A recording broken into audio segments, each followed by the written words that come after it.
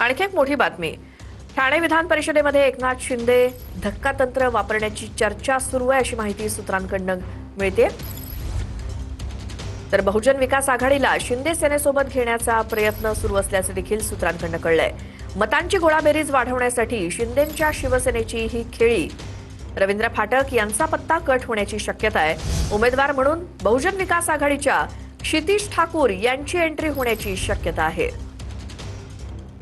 ठाणे विधान परिषदेमध्ये एकनाथ शिंदे धक्कातंत्र वापरणार का असा प्रश्न.